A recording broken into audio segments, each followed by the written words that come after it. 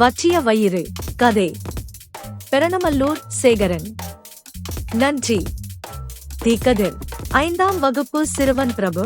பெரிய கண்கள், ஆர்வம் நிறைந்த முகம், தரையில் உட்கார்ந்து புத்தகம் பிடித்து கேள்வி கேட்கும் பழக்கம் கொண்ட குழந்தை.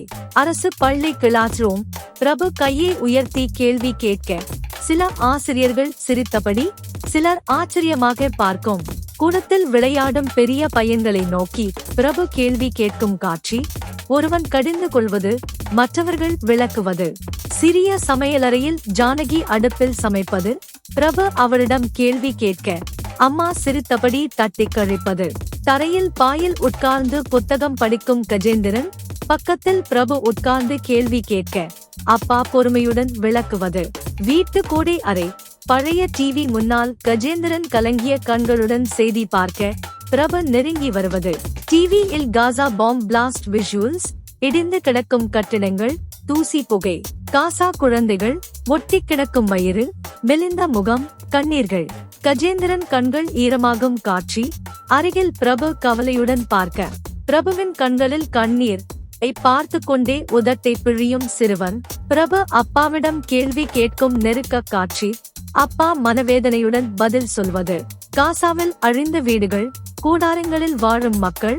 Women and children in tents, dust-filled atmosphere. உணவு வரிசையில் காசா மக்கள், நீண்ட வரிசை, பசி கண்ணுடன் சிறுவர்கள். உணவு பொட்டலங்களை பிடிக்க ஓடும்போது கூட்டத்தில் மிதிபட்டு விழும் சிறுவன். சிறிய குழந்தைகள் தாயை இழந்து அழுவது. ஒரு தாயின் உடல் மேல் மண்ணு படிந்து கிடப்பது. ஜானகி டிவி முன் உட்கார்ந்து ஐயையோ என்று கண்கலங்குவது. பிரபுவின் கை அவளது கையை பிடிப்பது.